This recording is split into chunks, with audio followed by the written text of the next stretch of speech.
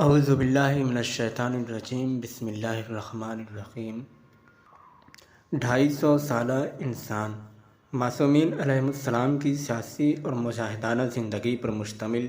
تحریر و تقریر حضرت آیت اللہ العظمیٰ سید علی خامنہئی مظلہ العالی۔ حضرت امام علی رضا علیہ السلام۔ جب حضرت امام موسیٰ بن جعفر علیہ السلام نے ہارون رشید کے زندان میں سالہ سال قید میں رہنے کے بعد شہادت پائی، اس وقت بنی عباس کی وسیع سلطنت میں مکمل گھٹن کا ماحول تھا۔ اس پرآشوب فضا کے بارے میں امام رضا علیہ السلام کے ایک صحابی نے کہا ہے، ہارون رشید کی تلوار سے خون ٹپکتا تھا۔ کافی جلد 8 صفحہ 257۔ ہمارے معصوم امام کا سب سے بڑا کمال یہ تھا کہ اس حادثاتی طوفانی فضا میں شیعت کے درخت کو بچاتے رہے اور اپنے پدر بزرگوار کے اصحاب کو مایوس اور پراگندہ نہیں ہونے دیا۔ تعجب انگیز طریقہ اور تقیہ آمیز روش سے اپنی جان کی حفاظت کرتے رہے، جو کہ شیعوں کا محور اور ان کی جمعیت کی روح تھی، اور بنی امیہ کے مقتدر ترین خلیفہ کے زمانے نیز اس نظام کے استقرار و ثبات کے زمانے میں امامت کے عمیق جہاد کا سلسلہ جاری رکھا۔ تاریخ ہمیں واضح طور پر یہ بتانے سے قاصر ہے کہ امام رضا علیہ السلام نے اپنی زندگی کے 10 سال ہارون رشید کے زمانے میں کس طرح بسر کیے ہیں، اور اس کے بعد بغداد خراسان کے درمیان داخلی جنگ کے دوران 5 سال کیسے گزارے ہیں۔ لیکن غور و فکر کرنے سے سمجھا جا سکتا ہے کہ امام رضا علیہ السلام اس زمانے میں اہل بیت کے انہی مبارزات کا سلسلہ جاری رکھے ہوئے تھے جو عاشورہ کے بعد ہر عہد میں جاری رہے ہیں، اور انہی مقاصد کے لیے جہاد میں مشغول تھے۔ 198 ہجری میں مامون رشید جب امین سے اقتدار کی جنگ سے فارغ ہوا اور غیر متنازع بلا شرکت غیر خلافت کا مالک بن گیا، تو اس نے پہلا قدم علویوں کی مشکل کشائی کے لیے اور اہل تشیع کے مبارزات کے حل و فصل کے لیے اٹھایا۔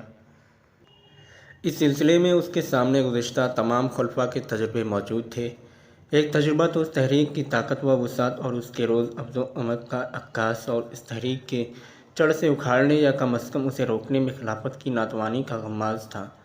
مامون دیکھ رہا تھا کہ ہارون رشید کی سطوت و حشمت بھی امام کو طویل المدت قید و بند کی صحبت دینے اور پھر قید خانے ہی میں حضرت امام کو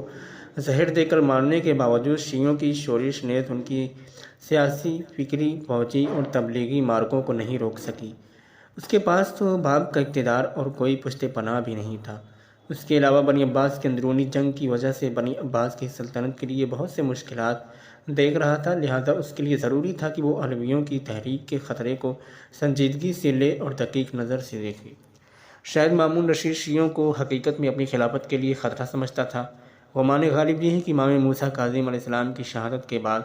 15 سال کے لمبے عرصے اس وقت تک خصوصاً بنی عباس کی 5 سالہ داخلی جنگ نے شیعوں کو علوی حکومت کا پرچم بلند کرنے کے لیے زیادہ آمادہ کر دیا تھا۔ مامون نے اپنی زیرکی سے اس خطرے کو بھانپ لیا اور اس سے مقابلے کے لیے تیار ہوا۔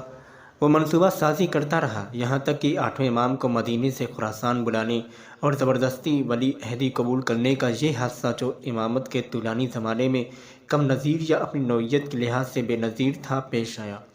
اب ہم اختصار کے ساتھ ولی عہدی کے واقعے کے مطالعے کا ماحصل پیش کرتے ہیں۔ اس واقعے میں 8ویں امام علی بن موسیٰ رضا علیہ السلام ایک عظیم تاریخی تجربے کے میدان اور ایک خفیہ و سیاسی معرکہ میں پہنچ گئے کہ جس کی فتح و شکست تشیع کی تقدیر رقم کرے گی۔ اس جنگ میں مد مقابل نے نیا منصوبہ بنایا ہے اور تمام ساز و سامان کے ساتھ میدان میں آیا ہے۔ یہ مد مقابل مامون ہے، جو پورے ہوش و حواس، مضبوط تدبیر اور بے سابقہ فہم و فراست کے ساتھ ایسے میدان میں آیا ہے، اگر اس نے اپنے منصوبے کے مطابق عمل کیا تو وہ اس مقصد کو حاصل کرنے میں کامیاب ہو جائے گا جس کو 40 ہجری یعنی علی ابن ابی طالب علیہ السلام کی شہادت سے بنی امیہ و بنی عباس کا کوئی بھی خلیفہ اپنی پوری کوشش کے باوجود حاصل نہیں کر سکا تھا۔ یعنی وہ شیعت کی جڑ کو اکھاڑ سکتا تھا اور اس تحریک کے جہاد کو بالکل بے خوبن سے ختم کر سکتا تھا، جو طاغوت خلافت کے سربراہوں کی آنکھوں میں خار تھی۔ 8ویں امام علیہ السلام نے الہی تدبیر کے ساتھ مامون پر برتری حاصل کی اور اسے اس سیاسی میدان جنگ میں شکست دی جو اس نے خود تیار کیا تھا۔ مامون نہ فقط یہ کہ تشیع کو کمزور نہیں کر سکا، اور اسے جڑ سے نہیں اکھاڑ سکا، بلکہ حضرت کا 201 ہجری یعنی آپ کی ولی عہدی کا سال تاریخ تشریع کا ایک بابرکت کا سال ثابت ہوا، جس نے علویوں کی جد و جہد میں نئی روح پھونکی۔ یہ سب کچھ 8ویں امام کی الہی تدبیر اور آپ کی حکیمانہ طرز عمل کا نتیجہ تھا، جس کا مظاہرہ آپ نے اس عظیم امتحان میں کیا تھا۔ اس عجیب و غریب واقعے کی وضاحت کے لیے ہم اس کے بارے میں امام رضا علیہ السلام کی تدبیر اور مامون کی چارہ جوئی کی مختصر تاریخ پیش کرتے ہیں۔ چند مقاصد کے حصول کے لیے مامون نے امام رضا علیہ السلام کو خراسان بلایا تھا، اور ان میں اولین اور اہم ترین مقصد یہ تھا کہ مامون شیعوں کے تند و تیز انقلابی مارکوں کے میدان کو پرسکون اور ٹھنڈی پالیسی اور سیاسی سرگرمی سے بدلنا چاہتا تھا۔ جیسا کہ میں نے عرض کیا ہے کہ شیعہ تقیہ کے لباس میں انتھک اور مسلسل مارکوں کا سلسلہ جاری رکھے ہوئے تھے۔ شیعوں کی ان مارکوں میں جو کہ خلافت کا تختہ پلٹ سکتے تھے، دو خصوصیتیں پائی جاتی ہیں، ایک مظلومیت اور دوسرے قداست۔ شیعہ حضرات نے انہیں دو مؤثر اسباب اور کارگر عوامل کے ذریعے شیعی فکر یعنی ائمہ اہل بیت کے نقطۂ نگاہ سے اسلام کی تفسیر و تشریح کو اپنے مخاطبین کے ذہنوں تک پہنچایا، اور جس شخص کے اندر حق پذیری کی معمولی صلاحیت تھی، اسے اس فکر کی طرف مائل کیا اور اسے مومن بنا لیا۔ ایسا ماحول تھا کہ شیعت کا دائرہ روز بروز وسیع تر ہوتا جا رہا تھا۔ شیعی فکر کی پشت پناہی مظلومیت و قداست کر رہی تھی۔ یہی مظلومیت و قداست ہر جگہ اور ہر زمانے میں خلافت کے خلاف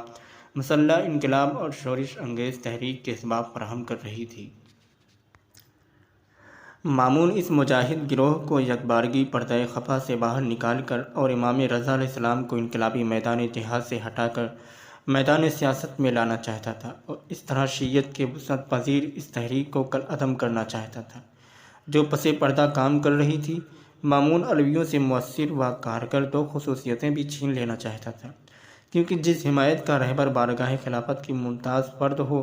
مطلق العنان بادشاہ کا ولی عہد ہو، جس کے ہاتھ میں ملک کے امور کی زمام ہو، وہ نہ مظلوم ہوتا ہے نہ مقدس۔ مامون اپنی سیاست سے شیعی فکر و خیال کو بھی ملک میں رائج دوسرے افکار و نظریات کی فہرست میں لا کر عوام خصوصاً کمزور طبقے پر یہ ثابت کرنا چاہتا تھا کہ حکومت شیعی نقطۂ نظر کے خلاف نہیں ہے۔ حالانکہ بباطن یہ حکومت اس نقطۂ نظر کے خلاف تھی، لیکن لوگوں کی نظروں میں اسے بے داغ بنا کر دکھانا چاہتی تھی۔ دوسرا اور اہم ترین مقصد تختہ یہ تھا کہ مامون نفاق کے ذریعے تمام شیعوں پر یہ ثابت کرتا تھا کہ تم لوگوں کا یہ دعویٰ اور مستقل عقیدہ ہے کہ مسلط خلافتیں غاصب و ناجائز ہیں، تمہارے اس دعوے کی کوئی حقیقت نہیں ہے، یہ ایک بے بنیاد شے ہے اور اس کا سرچشمہ عقیدت کی کمزوری اور کینہ و دشمنی ہے، کیونکہ اگر دوسروں کی خلافت غصبی اور ظالمانہ تھی تو مامون کی خلافت بھی ناجائز و غصبی ہے، کیونکہ یہ انہی کا جانشین ہے، اور چونکہ علی بن موسیٰ رضی علیہ السلام نے مامون کی جانشینی کو قبول کر لیا ہے اور بارگاہ خلافت میں داخل ہو گئے ہیں، گویا حضرت نے اس کی خلافت کو شرعی و قانونی تسلیم کر لیا ہے۔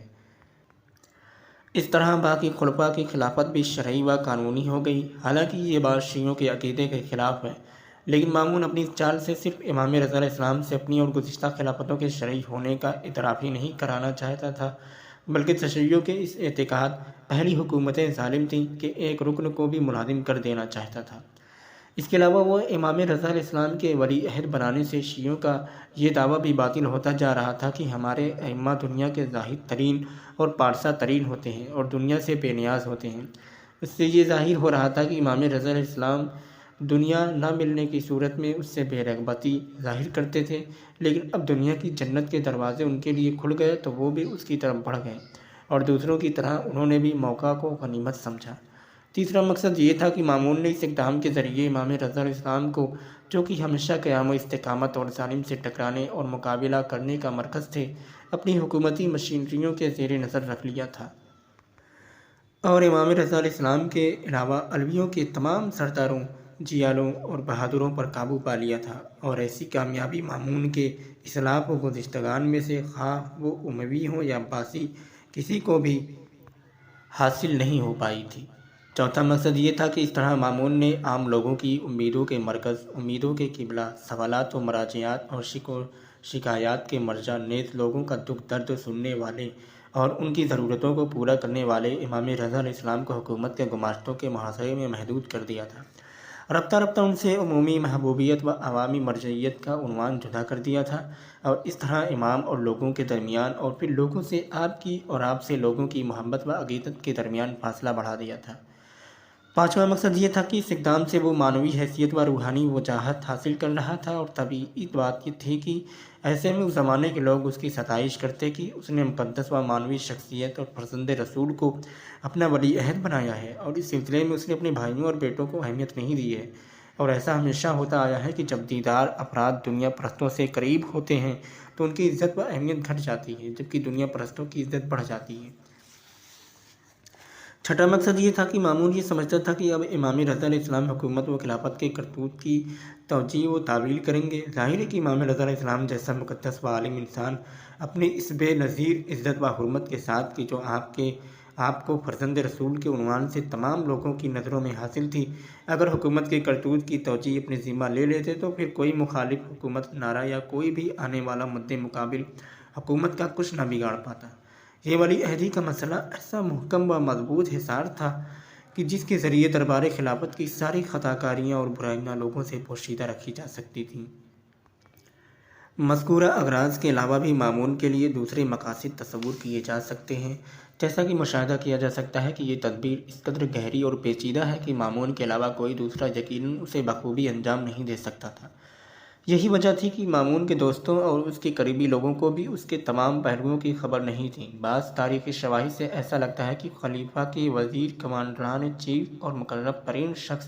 فضل بن سہل کو بھی اس سیاست کے حقیقت کا علم نہیں تھا۔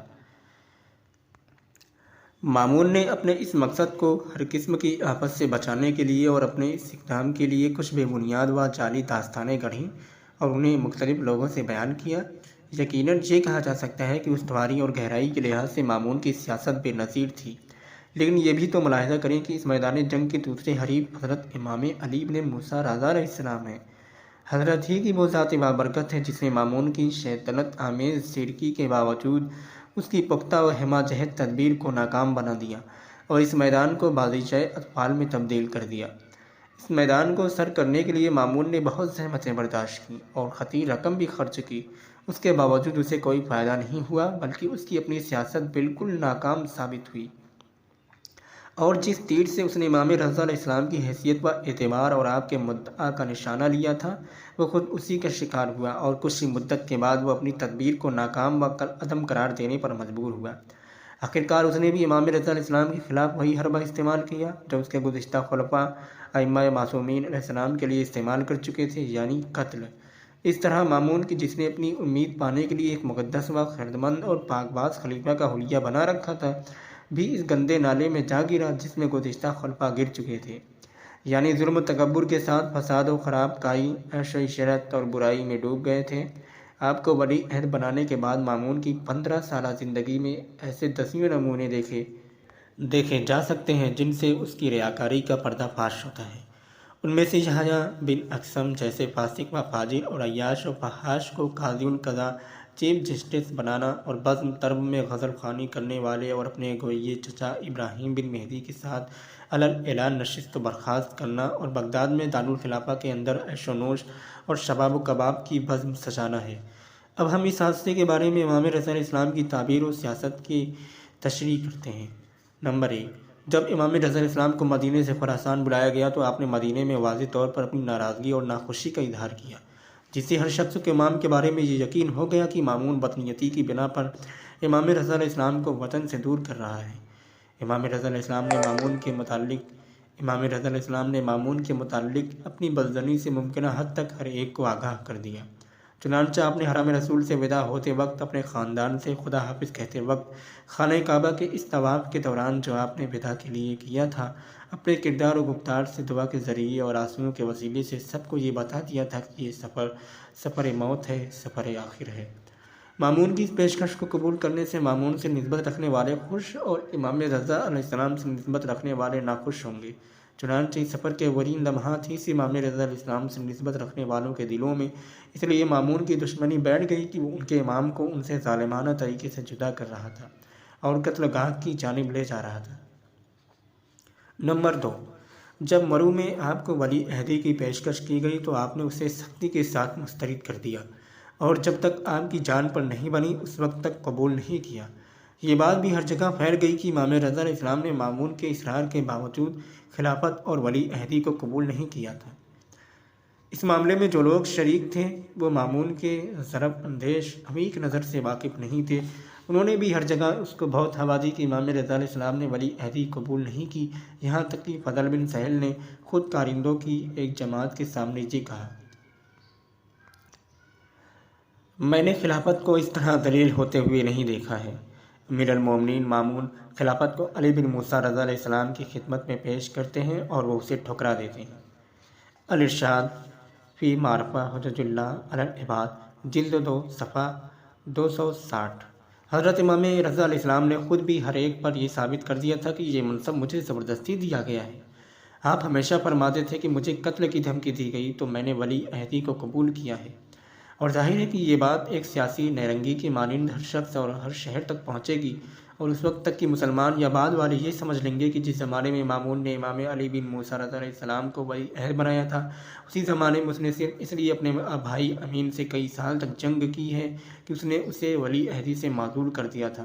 اور صرف خلافت حاصل کرنے کے لیے ہزاروں لوگوں کو یہاں تک کہ اپنے بھائی امین کو بھی قتل کر رہا ہے، اور غصے کی وجہ سے اس کے سر کو شہر بشہر پھرا رہا ہے۔ کیا کوئی علی بن موسیٰ رضی اللہ السلام جیسا پیدا ہو سکتا ہے جو ولی عہدی کو خاطر میں نہ لائے؟ آپ قتل کی دھمکی کے بعد بادل نخواستہ ولی عہدی قبول کرتے ہیں۔ اس رہ گزر سے امام علی بن موسیٰ رضی اللہ السلام اور مامون کے درمیان جو موازنہ ذہنوں میں آتا ہے وہ ٹھیک اس چیز کے برعکس نتیجہ دیتا ہے کہ جس کے لیے مامون نے خطیر رقم خرچ کی تھی۔ نمبر 3، ان تمام باتوں کے باوجود علی بن موسیٰ رضی اللہ السلام نے صرف اس شرط پر ولی عہدی قبول کی تھی کہ میں حکومت کے کسی بھی معاملے میں دخل نہیں دوں گا، نہ جنگ صلح میں میرا کوئی کردار ہوگا اور نہ کسی کو معزول و منسوب کرنے میں مشورہ دوں گا۔ اس وقت مامون جو یہ سوچ رہا تھا کہ ابھی تو ابتدا ہے، آپ کی اس شرط کو قبول کیا جا سکتا ہے، بعد میں رفتہ رفتہ امام کو خلافت کے کاموں میں مصروف کر دیا جائے گا، چنانچہ اس نے امام کی مذکورہ شرط کو قبول کر لیا۔ ظاہر ہے کہ اس شرط کی بنا پر مامون کا سارا منصوبہ ناکام ہو گیا اور اس کا کوئی مقصد پورا نہیں ہو سکا۔ امام رضا علیہ السلام نے اس حال میں کہ ولی عہد کے عہدے پر فائز ہیں اور قہری طور پر دربار خلافت کے اسباب و وسائل بھی آپ کے پاس ہیں، اپنا مخصوص کردار اختیار کیا۔ ایسا لگتا تھا کہ آپ حکومت کے خلاف ہیں اور اس پر معترض ہیں، نہ کسی چیز کا حکم دیتے ہیں، نہ کسی چیز سے منع کرتے ہیں، نہ کوئی ذمہ داری لیتے ہیں، نہ کوئی کام اپنے ہاتھ میں لیتے ہیں، نہ حکومت کا دفاع کرتے ہیں اور نہ ہی خلافت کے کسی کام کی توجیہ کرتے ہیں۔ ظاہر سی بات ہے کہ جو شخص خلافت کا رکن ہوتے ہوئے اور اختیارات رکھتے ہوئے تمام ذمہ داریوں سے پہلوتی کر لیتا ہے، وہ حکومت و خلافت کا طرفدار نہیں ہو سکتا۔ مامون اس چیز کو اچھی طرح سمجھتا تھا، لہذا جب ولی عہدی کے مراسم تمام ہو گئے تو اس نے بارہا پہلی شرط کے برخلاف شاطرانہ طریقے سے امام رضا علیہ السلام کو خلافت کے امور میں شامل کرنے اور آپ کے منفی جنگ کی سیاست کو ناکام بنانے کی کوشش کی، لیکن امام رضا علیہ السلام نے اپنی ذہانت سے ہر بار اسے ناکام بنا دیا۔ اس کا ایک نمونہ تو وہی ہے جس کو معمر بن خلاد نے خود امام رضا علیہ السلام سے نقل کیا ہے۔ مامون امام رضا علیہ السلام سے کہتا ہے کہ اگر کوئی شخص کسی علاقے کے بارے میں کوئی بات کہتا ہے کہ وہاں کے حالات صحیح نہیں ہیں اور اس کی بات لائق توجہ بھی ہے تو اس کے بارے میں آپ لکھیے۔ امام ایسا نہیں کرتے اور کہتے ہیں کہ میں نے پہلے ہی شرط کی تھی کہ میں حکومت کے معاملے میں دخل نہیں دوں گا۔ دوسرا اہم اور دلچسپ نمونہ نماز عید کا واقعہ ہے۔ مامون نے اس بہانے سے کہ لوگ آپ کی قدر و اہمیت سے آگاہ ہوں گے، ان کے دلوں کو سکون ملے گا، امام کو نماز عید پڑھانے کی دعوت دی۔ حضرت فرماتے ہیں مجھے اس سے معاف رکھا جائے۔ جب مامون بہت زیادہ اصرار کرتا ہے تو امام اس شرط پر قبول کرتے ہیں کہ میں رسول اللہ اور علی بن ابی طالب علیہ السلام ہی کی طرح نماز پڑھاؤں گا۔ آپ اس موقع سے اس طرح فائدہ اٹھاتے ہیں کہ مامون کو خود اس کے اصرار پر پشیمان ہونے پر مجبور کر دیتے ہیں۔ چنانچہ مامون امام کو درمیانے راہ سے واپس بلا لیتا ہے، یعنی چار و ناچار وہ خود اپنی ریاکارانہ خلافت پر ایک اور ضرب کاری لگاتا ہے۔ نمبر 4، البتہ امام رضا علیہ السلام نے اس واقعے سے کہیں زیادہ فائدہ اٹھایا ہے۔ ولی عہدی قبول کر کے آپ ایک ایسی تحریک کا آغاز کرتے ہیں جو ائمہ علیہم السلام کی تاریخ زندگانی اہل بیت یعنی 40 ہجری میں کی ختم ہونے والی ظاہری خلافت کے بعد سے اس وقت تک بلکہ خلافت کے آخری زمانے تک بے نظیر تھی، اور وہ تھا شیعی امامت کے محرک و اقتضاء کو اسلام کی عظیم سطح پر لانا اور تقیہ کے طویل پردے کو چاک کرنا اور تمام مسلمانوں کے کانوں تک اسلام کے پیغام کو پہنچانا۔ خلافت کا عظیم منبر امام رضا علیہ السلام کے اختیار میں آ گیا تھا۔ چنانچہ جو باتیں 150 سال کے عرصے میں خفیہ طریقے سے تقیہ کے پردے میں اپنے خاص افراد اور سچے دوستوں سے کہی جاتی تھیں، اب آپ انہیں کو منبر اور مجلس سے بلند آواز میں بیان کرتے تھے، اور اس زمانے کے ان رائج و مستعمل اسباب و وسائل سے استفادہ کرتے تھے جو خلفاء اور ان کے مقرب لوگوں ہی کے اختیار میں ہوتے تھے۔ امام رضا علیہ السلام نے علماء کے مجمع میں اور مامون کی موجودگی میں جو مناظر کیے ہیں، ان میں امامت کے محکم و مضبوط دلائل پیش کیے ہیں۔ ایک خط جوامع الشریعہ میں آپ نے فضل بن سہل کے لیے شیعی فقہ و عقائد کے اہم و اعلیٰ مطالب تحریر کیے ہیں۔ اس طرح مرو قصبے میں عبدالعزیز بن مسلم کو امامت سے متعلق مشہور حدیث سنائی، اور آپ کی ولی عہدی کی مناسبت سے آپ کی مدح میں شعراء نے جو قصائد لکھے ہیں، اور دابل و ابو نواس نے آپ کی شان میں جو قصائد کہے ہیں، جن کو عربی ادب کا سرمایہ شمار کیا گیا ہے، ان سے امام رضا علیہ السلام کی عظیم کامیابی عیاں ہوتی ہے۔ جب امام علی بن موسیٰ رضا علیہ السلام کے ولی عہد بننے کی خبر مدینہ بلکہ اسلامی شہروں میں پہنچی تو خطبہ جمعہ میں اہل بیت کے فضائل بیان کیے گئے۔ رسول کے اہل بیت کے فضائل کہ جن کو 70 سال تک ممبروں سے برا بھلا کہا جاتا رہا، اور ایک عرصہ گزر گیا تھا کہ کوئی ان کے فضائل بیان کرنے کی جرت نہیں کر سکتا تھا، اب ہر جگہ تعظیم اور احترام کے ساتھ یاد کیے جاتے ہیں۔ آپ کے ولی عہد بننے سے دوستوں کے حوصلے بلند ہوئے، ان کے دلوں کو تقویت ہوئی، بے خبر لوگ ان سے واقف اور بے پرواہ افراد ان کی طرف مائل ہوئے، اور سخت ترین دشمنوں کو اپنی کمزوری اور شکست کا احساس ہوا، اور شیعہ محدثین اور مفکرین نے ایسے مطالب اعلان بیان کرنا شروع کیے کہ جن کو صرف خلوت میں بیان کرتے تھے۔ نمبر 5، مامون قلبی طور پر یہ چاہتا تھا کہ امام رضا علیہ السلام لوگوں سے الگ رہیں، اور اس جدائی سے ان کا مقصد یہ تھا کہ امام اور لوگوں کے درمیان محبت و معنویت کا رشتہ برقرار نہ رہے، لیکن امام ہر موقع پر لوگوں کے رابطے میں رہتے تھے۔ باوجود یہ کہ مامون نے مدینے سے مرو تک امام رضا علیہ السلام کے راستے کو جان بوجھ کر اس طرح معین کیا تھا کہ اہل بیت کی محبت میں مشہور شہر مثلا کوفہ و قم سے حضرت کا گزر نہ ہو، مگر امام رضا علیہ السلام نے اسی معین شدہ راستے میں لوگوں سے نیا رابطہ قائم کرنے میں ہر موقع سے استفادہ کیا۔ آواز میں امامت سے متعلق آیتوں کی نشاندہی کی، بصرہ میں ان لوگوں کے دلوں میں اپنی محبت پیدا کی جو آپ سے مانوس نہیں تھے، اور نیشاپور میں آپ نے حدیث سلسلۃ الذہب کو رہتی دنیا تک کے لیے بطور یادگار چھوڑ دیا۔ اس کے علاوہ اور بہت سے معجزہ نما کارنامے انجام دیے، اور اس طولانی سفر میں جگہ جگہ آپ نے موقع سے فائدہ اٹھاتے ہوئے لوگوں کی رہنمائی کی۔ مرو جو آپ کی اصلی منزل اور مرکز خلافت تھا، وہاں بھی آپ نے ہر مناسب موقع پر عوام کے جمع غفیر کے آنے کے لیے حکومت کے حصار توڑ دیے تھے۔ نمبر 6، امام رضا علیہ السلام کی طرف سے سر اٹھانے والے اہل تشیع کو خاموش رہنے اور حالات سے سمجھوتہ کیے رہنے کی صرف تشویق ہی نہیں کی گئی تھی، بلکہ قرائن سے ثابت ہوتا ہے کہ امام نئے حالات سے ان کی ڈھارس بدھی تھی، اور شورش کرنے والے کی جنہوں نے اپنی عمر کا زیادہ حصہ صعب العبور پہاڑیوں اور آبادیوں سے دور سنگلاخ وادیوں میں گزارا تھا، امام رضا علیہ السلام کی حمایت سے سرشار تھے، اور حکومت کے کارندے مختلف شہروں میں ان کا احترام کیا کرتے تھے، اور سخت مزاج شعراء کی جن کی کسی خلیفہ و وزیر اور کسی امیر سے نہیں بنی تھی، اور ان کے دربار میں کبھی قدم نہیں رکھا تھا، جن کی چرب زبانی سے دربار خلافت کا کوئی آدمی محفوظ نہیں بچا تھا، اور اسی وجہ سے وہ خلیفہ کے کارندوں کی نظر میں رہتے تھے، اور ان کی تفتیش کی جاتی تھی، اور عرصہ دراز تک اپنی سولی کو اپنے دوش پر اٹھائے شہر بشہر فراری کی صورت میں پھرتے تھے۔ جیسے داول، یہ اپنے محبوب امام اور پیشوا کی خدمت میں حاضر ہوئے، اور آپ کو اپنا وہ بہترین و مشہور قصیدہ سنایا جو امی عباسی خلافت کے خلاف علوی تحریک کا دعوت نامہ تھا۔ چنانچہ اس قصیدے کے اشعار عالم اسلام کے گوشہ و کنار میں پہنچ گئے، یہاں تک کہ امام رضا علیہ السلام کے سامنے سنائے گئے۔ اس قصیدے کی صدائے بازگشت راستے میں راہزنوں کی سردار کی زبان سے سنی گئی۔ اب ایک بار پھر اس سرد خفیہ جنگ کے کلی و عمومی حالات پر ہم ایک دائرانہ نظر ڈالتے ہیں جو مامون نے اپنی ذہانت سے چھیڑی تھی، اور امام رضا علیہ السلام کو ان محرکات کی طرف دعوت دی تھی جن کی طرف اشارہ کیا گیا ہے۔ ولی عہدی کے اعلان کے 1 سال بعد کی کیفیت کچھ اس طرح ہے۔ مامون نے امام رضا علیہ السلام کی بہت عزت و توقیر کی اور آپ کو اسباب و وسائل سے نوازا، لیکن سب جانتے ہیں کہ یہ عالی مقام ولی عہد حکومت کے کسی بھی معاملے میں مداخلت نہیں کرتے ہیں، اور خلافت سے مربوط ہر چیز سے الگ رہتے ہیں، اور یہ بھی سب کو معلوم ہے کہ انہوں نے ولی عہدی شرط پر قبول کی ہے کہ خلافت کے امور میں مداخلت نہیں کریں گے۔ مامون نے اپنے ولی عہدی کے فرمان، اپنی تقریر اور بیانات میں امام رضا علیہ السلام کے فضل، تقویٰ، عالی نسبی اور آپ کے علمی مراتب کی تعریف کی تھی۔ چنانچہ ان لوگوں نے صرف آپ کا نام سنا تھا اور کچھ نے نام بھی نہیں سنا تھا، اور چند لوگ ایسے بھی رہے ہوں گے کہ جن کے دل میں ہمیشہ سے آپ کی دشمنی تھی۔ اب امام رضا علیہ السلام ان کی نظروں میں محترم و معزز ہیں، اور آپ کو ایک ایسے شائستہ انسان کے عنوان سے پہچانتے ہیں جس کی علم و تقویٰ اور رسول صلی اللہ علیہ وآلہ وسلم سے قرابت داری کو 1 سال تک خلیفہ نے بیان کیا ہے۔ امام رضا علیہ السلام کے آنے کے بعد مامون نے صرف اپنے مخالف شیعہ مجاہدوں کی تند زبانی سے خود کو اور اپنی خلافت کو نہیں بچا سکا تھا، بلکہ امام رضا علیہ السلام ان کے اطمینان اور امان کا باعث بن گئے، اور آپ کے وجود سے ان کے حوصلے بلند رہنے لگے ہیں۔ مکہ، مدینہ اور دوسرے اہم اسلامی قصبوں اور شہروں میں نہ صرف یہ کہ علی بن موسیٰ رضا علیہ السلام کے نام پر دنیا کے حریص و فریفتہ اور مقام و منصب کے دلدادہ ہونے کی تہمت کی رونق میں کمی نہیں ہوئی ہے، بلکہ آپ کی معنوی عزت پر ظاہری عزت کا بھی اضافہ ہو گیا ہے۔ دسیوں سال بعد مدح و ستائش کرنے والے آپ کے مظلوم و معصوم آباء و اجداد کے فضل و شرف اور ان کے معنوی مقام و مرتبہ کو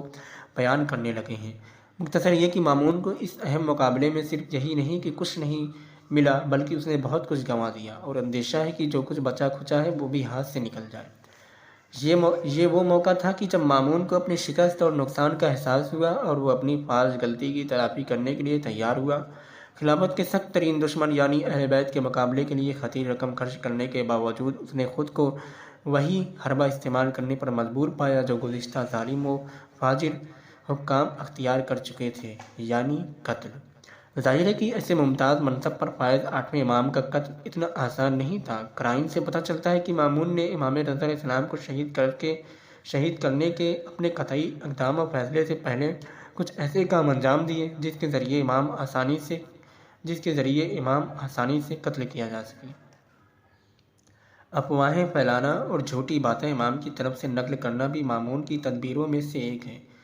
مرو شہر میں یہ افواہ پھیلائی گئی کہ امام رضا اس بستی کے تمام لوگوں کو اپنا غلام سمجھتے ہیں۔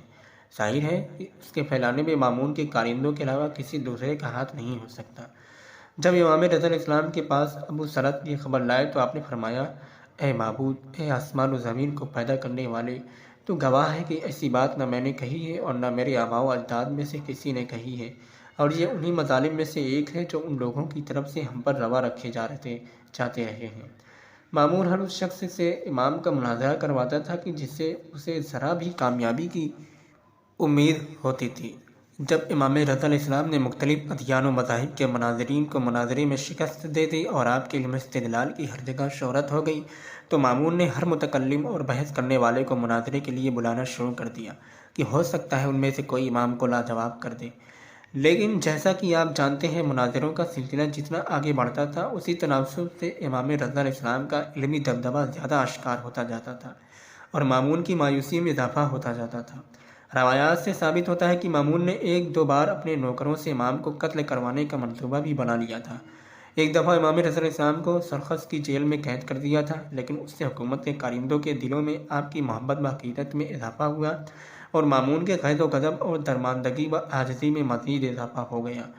آخر میں مامون کی سمجھ میں اس کے علاوہ کچھ نہ آیا کہ امام رضا علیہ السلام کو خود اپنے ہاتھ سے قتل کرے اور کسی بھی واسطے کے بغیر امام کو خود زہر دے دے۔